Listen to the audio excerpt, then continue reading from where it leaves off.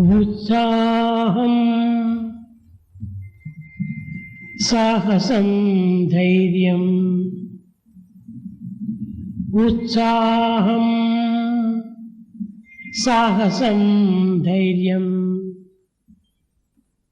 भक्ति शक्ति पराक्रमम्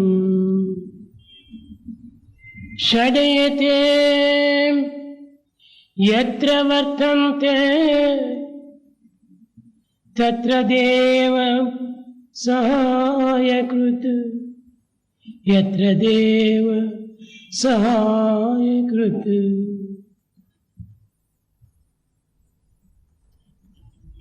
प्रेम स्वरूपुलैన వటువులారా, प्रेम स्वरूप वटु, జీవితంలో బ్రహ్మచర్యం అన్నటువంటిది చాలా పవిత్రమైనటువంటిది. जीवन में ब्रह्मचर्य बहुत पवित्र है, ఉత్తమమైనటువంటిది, उत्तम है। ఇట్టి పవిత్రమైనటువంటి బ్రహ్మచర్యంలో మొట్టమొదటి జన్మము గాయత్రీ మంత్రోపదేశం. जब ब्रह्मचर्य आरंभ होता है, पहला मंत्र आप गायत्री सीखते हैं।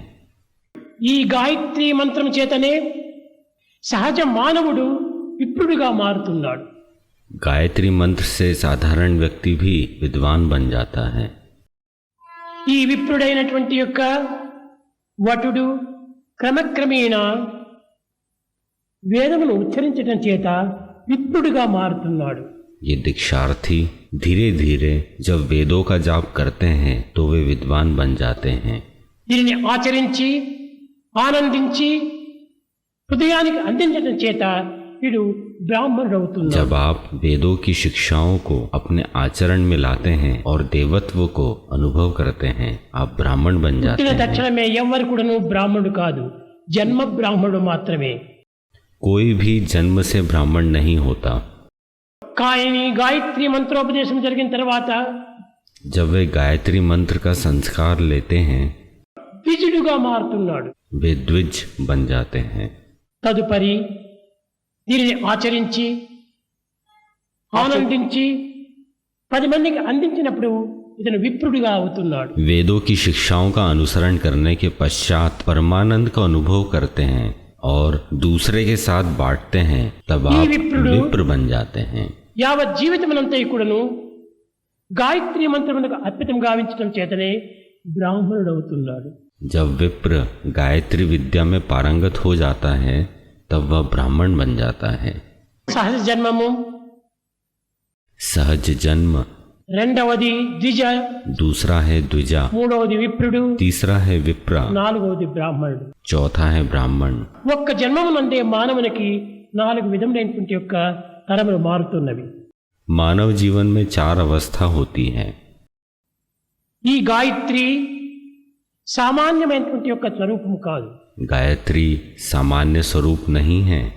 ఎవరు గాయత్రి? गायत्री कौन है? గాయత్రి ఛాందసామాత, వేదములకు తల్లి అయినటువంటిది. गायत्री सभी वेदों की माता है। సర్వ వేదముల యొక్క సారము, सभी वेदों का सार, సర్వశాస్త్రముల యొక్క మూలము, सभी शास्त्रों का मूल, సమస్త గమ్యముల సారము, सभी गम्यों का सार, సమస్త మార్గముల యొక్క వివరణము ఇది ఒక్కటే గాయత్రి మంత్రం. सभी मार्गों का मूल लक्ष्य गायत्री ही है। ఇట్టి పవిత్రమైన గాయత్రి యందు, पवित्र गायत्री में, ఇట్టి పవిత్రమైనటువంటి గాయత్రికి पवित्र गायत्री मंत्र में 3 విధములైనటువంటి పేర్లు ఉన్నవి. 3 नाम है। మొదటిది గాయత్రి, पहला है गायत्री, రెండవది సావిత్రి, दूसरा है सावित्री, మూడవది సరస్వతి. तीसरा है सरस्वती। గాయత్రి, సావిత్రి, సరస్వతి, गायत्री, सावित्री, सरस्वती। ఈ 3 పేర్లు కూడాను కలిగించేటువంటి ఉపకారం ఏమిటి? जब तीनों का जाप करते हैं तो हम पे कैसा उपकार होता है? అందించే ఆనందం ఏమిటి? क्या आनंद प्राप्त होता ఈ है? గాయత్రి అనగా ఎవరు? गायत्री कौन है? మన యొక్క ఇంద్రియములకు అధిపతి అయినటువంటిది గాయత్రి. हमारी इंद्रियों की अधिपति गायत्री है। సావిత్రి మన యొక్క లైఫ్ కు మాస్టర్. सावित्री प्राण शक्ति की स्वामिनी है। అది ఏ సావిత్రి సత్యవ్రతం చేతనే తన యొక్క పురుషుడైనటువంటి సత్యమును సాధిస్తూ వచ్చింది సత్యవంతుణ్ణి. सावित्री अपने सत्य के बल से अपने पति को वापस ले आई। ఇంకా సరస్వతి सरस्वती कौन है? ఈమె ఎవరు? వాగ్దేవతా స్వరూపిణి. सरस्वती वाक शक्ति है। గాయత్రి, సావిత్రి, సరస్వతి ఈ మూడు కూడాను హృదయము, వాక్కు, కాయము మూడింటి యొక్క సమితమైనటువంటి స్వరూపం. गायत्री, सावित्री, सरस्वती ये वास्तव में हृदय, वाक और काया स्वरूप है। అప్పుడే పూర్ణ మానవుడిగా రూపొందుతాడు మానవుడు. फिर मनुष्य पूर्ण हो जाता है। కనుకనే the proper study of mankind is man. मानवता का उचित अध्ययन करने वाला ही అనగా मानव है। హృదయంలో తలంచి మాటలో చెప్పి చేతులతో చేసినప్పుడే ఈ మూడింటి యొక్క ఏక స్వరూపమే మానవుడు. हृदय के विचार, मुख से शब्द और कर्म इन तीनों में एक रूपता रखने वाला ही पूर्ण मानव है। ఈ మూడు స్వరూపములు ఎక్కడ ఉన్నవి?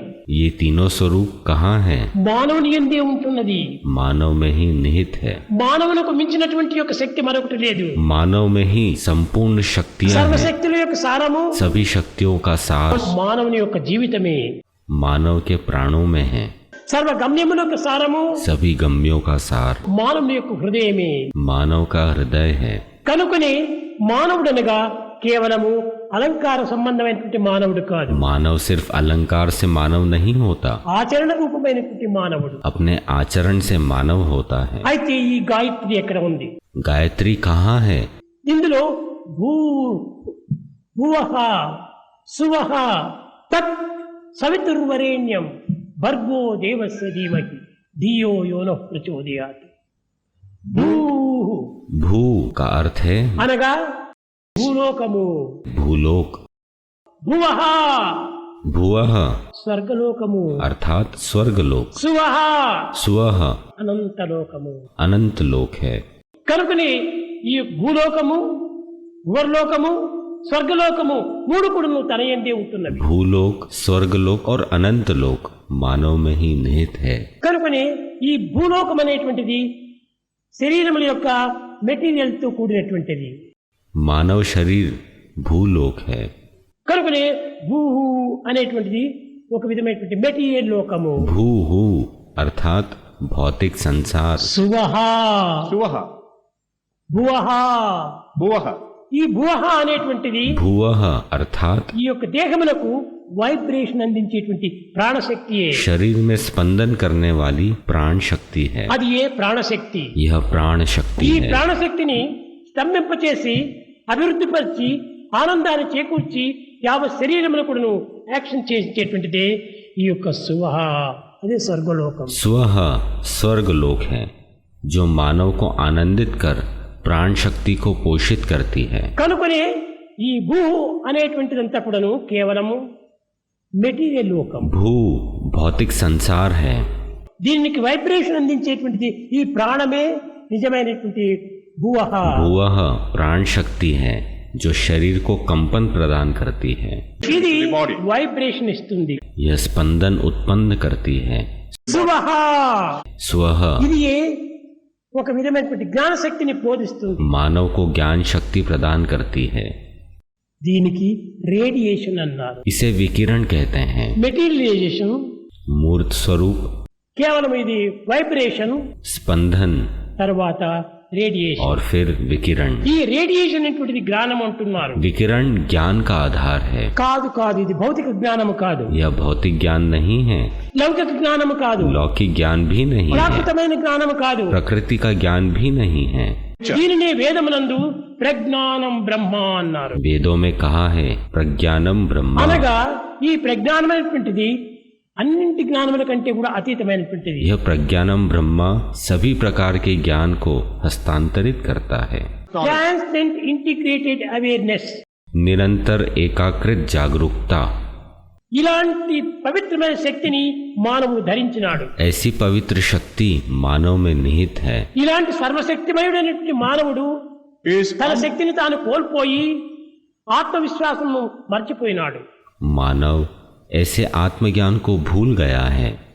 ఏనాడు మానవునికి ఆత్మవిశ్వాసం కోల్పోవును ఆనాడు తన యందు ఉన్నటువంటి సర్వశక్తులు కూడా కోల్పోతాడు. जब मानव ऐसे आत्मविश्वास को भूल जाता है तब वह सभी शक्तियों से हीन हो जाता है। కనుక భూర్భువస్సువః అనేటువంటి మూడు కూడాను మీ యొక్క స్వరూపములే. भूर भुवः स्वः तुम्हारे मूल स्वरूप है। Boys you are not one person but three.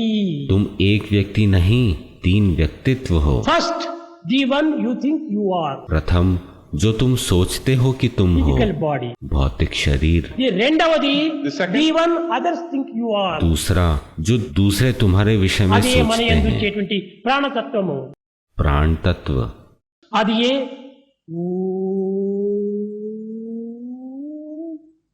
లోపల నుంచి వస్తుంది, అది నాభి స్థానం నుంచి వస్తుంది, అది नाभि स्थान से उत्पन्न होने वाली मौलिक ఇది ध्वनि బ్రహ్మస్థానం నుంచి వచ్చేటువంటిది.